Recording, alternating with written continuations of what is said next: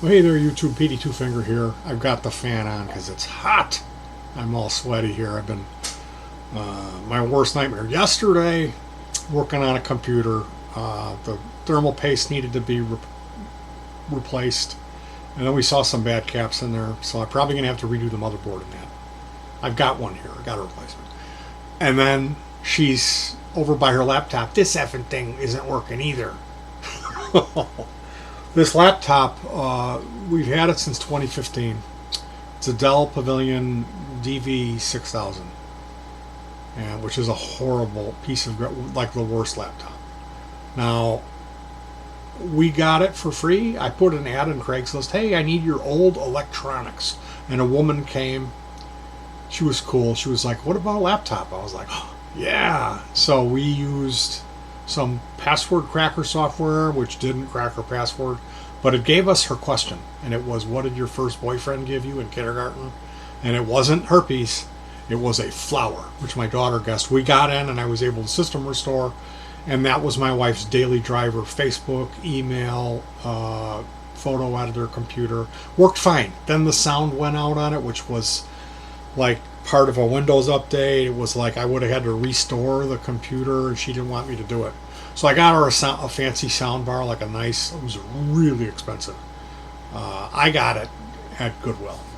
Anyway, that had a USB and its own sound driver thing, so that solved that problem. And then, of course, when it rains, it pours. Her new PC that I built her for this lockdown, because she was working at home for a couple of days, and then they, of course, kicked her to the curb at her job with a ton of other people.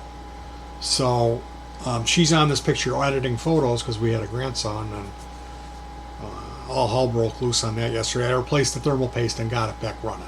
But there's like 5 bulging caps in it that I have to replace. So anyway, the point of this video, now that you watch me talk for 2 minutes, I'll tell you the secret. A penny. You're going to want to, you could even see him. There he is. Old Honest Abe. You need to get, you're going to want to get a, there he is, Honest Abe. Keeping your PC cool. Keep it cool, Charlie. You can't see the memorial building on the other side. We got it sanded down. Here's the deal. If you lift the thermal pad and the thermal paste is dry, it can rip the thermal pad. Like, it'll stick because it's like glue, the thermal paste, and it'll rip. So if you're going to be lifting a thermal pad, get under it with a fresh razor blade and lightly try to break that seal. And if you know, like, ideally you would get a replacement thermal pad. If you're doing computer repairs, you should have that. One place you could get them, if you've got an old blown GPU that's a decent GPU card, there should be a bunch of them in there. So you can disassemble that, flip it around, take all the chassis screws out of the, all the screws that you see on the greens, the soldering, the solder side of the printed circuit board, you remove all those screws, and then that whole fan assembly will come off.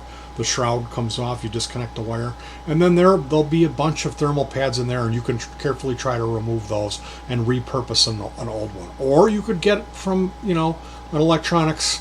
I'm in quarantine here. I'm not going to go to Fry's Electronics to buy thermal pads. That's out of the question for me. For one, I'm not going to spend $6.99 for a little tiny thing. So I looked it up, and people have been using pennies. Penny is copper. So if you have some sheet of copper you can cut, you don't have to use a penny. The first thing that we did was measure the thickness of our thermal pad with a caliper. And that told me, yeah, it was like 1.16 millimeter. So the penny was too thick. So we ran the penny on a file. We had couple of files, rough sandpaper.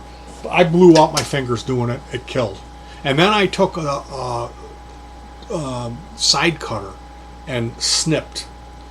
You don't snip the whole thing. You score it, flip it around, score the other side, then you back off and nibble at it. And you can cut that off, and then you clean it up with the sandpaper on the file and get it sanded off. Now, one of the recommendations is that you should glue this down. I think what I'm going to do is apply thermal paste, set it here on where it goes here. There's an actual square cut out where you can. It's going to be really hard for me to show you that, but there's lines here to show you where it goes. So I'm going to put thermal paste down. I'm going to apply this, and then I'm going to get some super glue in there around the sides to hold this down. And then that way it won't move around when it gets hot. See, that's the thing. The chip moved around when it's hot, and it broke the solder connection. So there's this, it's called reballing, and you basically, there's different ways of doing it, but how I did it, you lay the GPU down. Well, first off, there's the test. We took a board and put a penny on it, and we cut a piece of solder off, threw a little bit of flux on it. Then I grabbed my heat gun, turned the heat gun on 1 inch away from the solder on the penny, blasting it. Well, actually, I had the fan speed on low. You don't want to blow stuff around.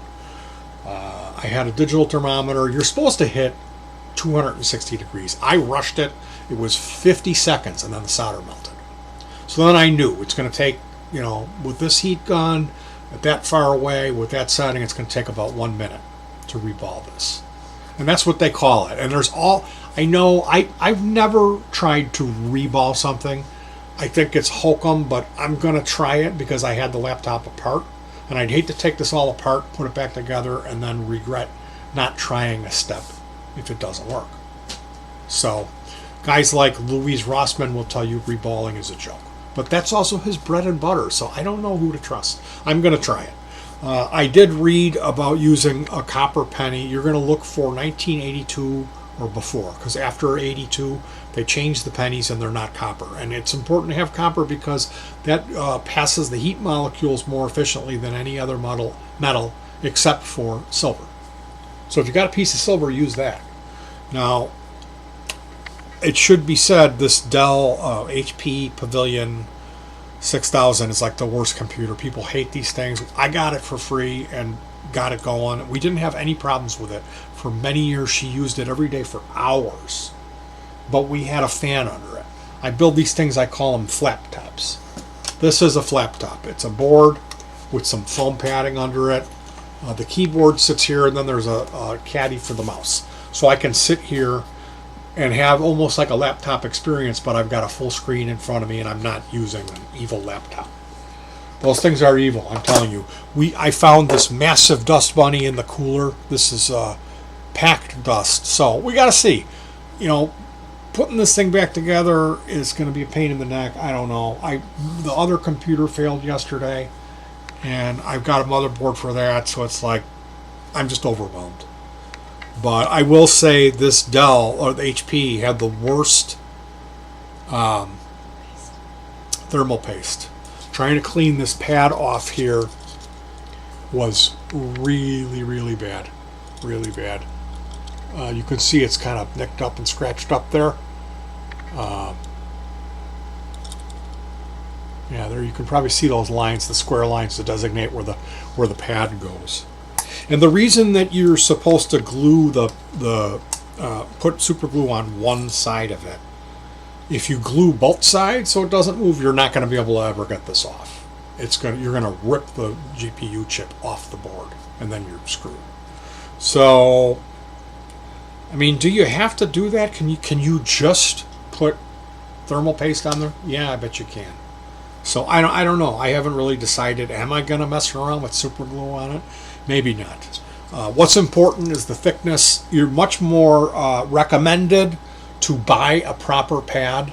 I'm trying this as an experiment, and the fact that we've got a little bit of Lincoln left there, those cutouts, I'll fill that gap with the thermal paste. But ideally, we would have continued to sand this down to make it flat. So we got to see how this works out.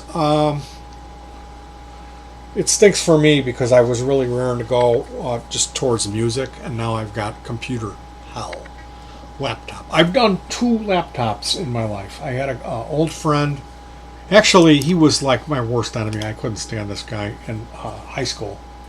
I went to a Baptist high school with 26 kids in it, and the whole school, whole high school. And there was this kid. He was unbelievably smart. He was adopted. He would ace every test that he never studied. Real skinny kid. And he used to, they would go to restaurants and he would sneak sugar packets and go in the bathroom and eat the sugar, and then he would come out all high. And like after high school, he came by and picked me up, and we went to the mall, and he bought these giant, he had a credit card, bought these giant Bulls jackets and then returned them and got cash, and then he went and bought all this cocaine with the, and I was like, yeah, that's a good scam. Like, so he came back years later, and he was divorced, and it was his wife's fault that he got a DUI on Christmas. I guess his dad gave money and he went to the bar instead of buying presents for his many children. He was a Baptist guy. So yeah, he showed up after he got out of prison. He was always saying how his kids ruined his laptop. And he ruined that laptop. So I had to replace a power jack in it. I had him order the part, and then he came over and breathed down my neck, and it took 8 hours. And he didn't thank me. He said, good times, and left. So that was my laptop experience. And now I got to do another one. All right, you guys. Good thoughts, good words, good deeds. Please send your good karma my way, because I'm not real happy. I'm surrounded by parts, little tiny cables, pieces of plastic, and screws. Tiny screws everywhere. So, oh my God. Please, Lord, let this thing work. All right. And then when I'm done with that, I get to put the motherboard in the other one. So, wish me luck.